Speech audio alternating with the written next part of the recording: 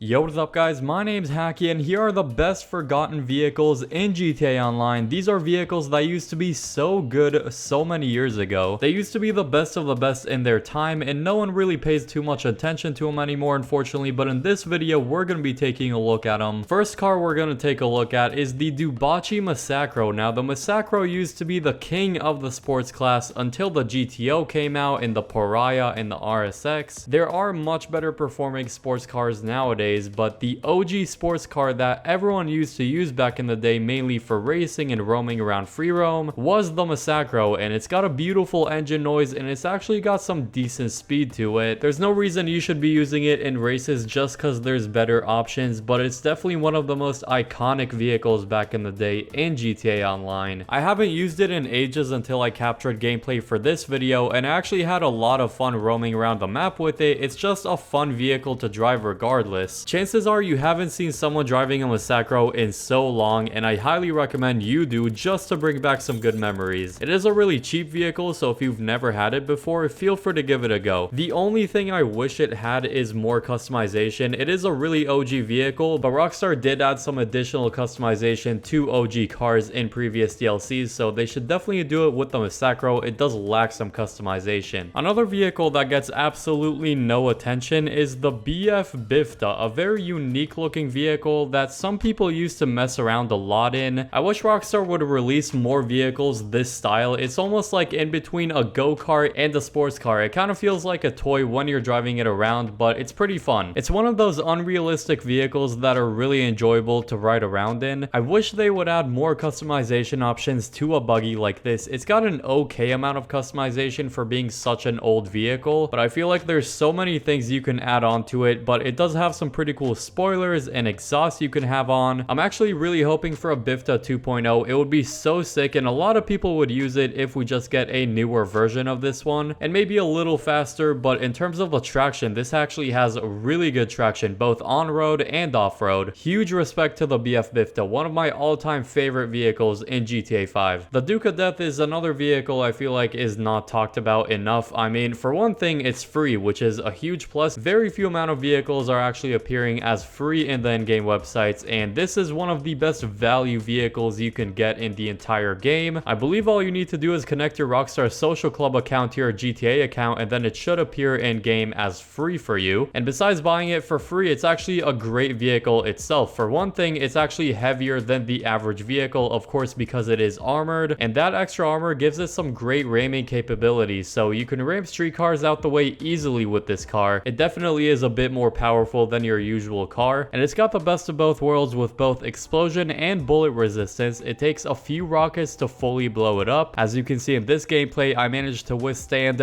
2 giant explosions in the gas station, and it also has the window plating, so it's harder for people to get you with an AR if you're inside of this thing. Overall, awesome armored vehicle that you could get once again for completely free. One of my favorite lowriders of all time is the Faction Custom Donk. I remember everyone wanted to use this thing as soon as it came out. It's basically a normal looking faction with super oversized wheels, making it a very tall vehicle and a really cool one to be driving around. I haven't seen anyone driving this thing in free roam in so freaking long. I mean, lowriders in general have been just under the radar, untalked about for so many years now, and it's kind of a bummer because they have the best customization in the game. Also, with the Faction Custom Donk, I love using the hydraulics to raise the car, and then you're super tall and basically able to like fully run over some street vehicles. Fun little activity you can do with it. The Panto is easily one of the, if not the most OG vehicle in GTA Online. Not only is the Panto such a fun little vehicle to ride around in, but it's also got a lot of invisible parts glitches you can do with it to this day. It came out with the release of the game all the way back in 2013. It's sort of the same style vehicle as the Bifta. It just feels like a little toy you can have fun with. That's what she said. Only $85,000. I'd recommend trying it out, especially because it's probably got the most invisible parts glitches out of any vehicle in the entire game. As you're seeing in the gameplay, so much of the car is invisible, including a lot of the front of it. The headlights just look like they're floating. The side skirts are somewhat invisible. The roof of the car is invisible. Under those bags, there's literally nothing. It's completely see-through, so technically the bags are also floating, and then a part of the back of the car is also invisible. When you think of GTA Online back in 2013 and 2014, 2014, chances are the main vehicle that comes to mind is the Adder. It was by far the most expensive car you can get in the game at $1 million. Back in the day, $1 million was like the ultimate premium price for a supercar, even though nowadays most good supercars are going to be close to $3 million.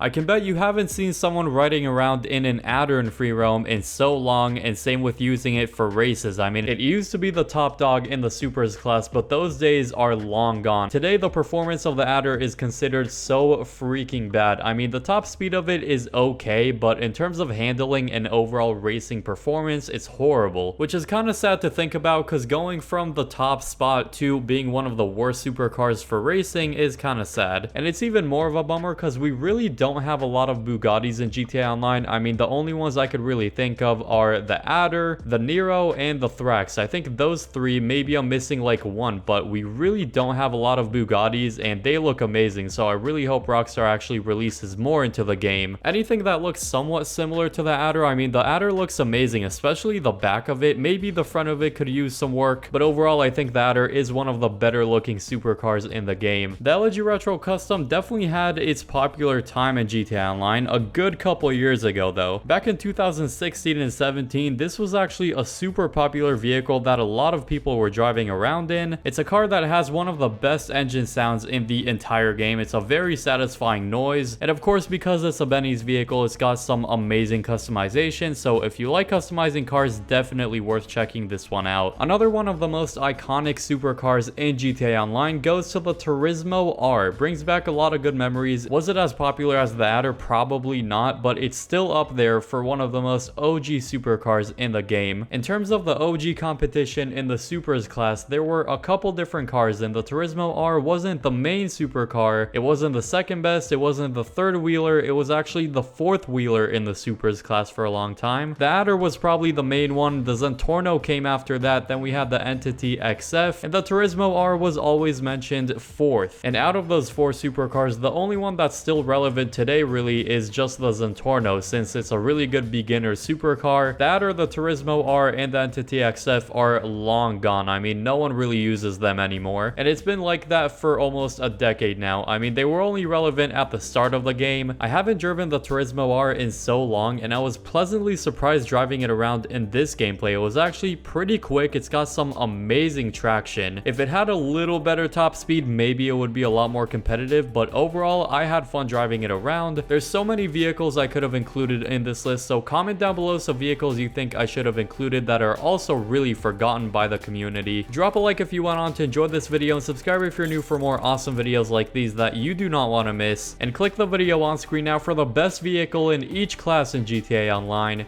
I hope y'all enjoy that video, and peace.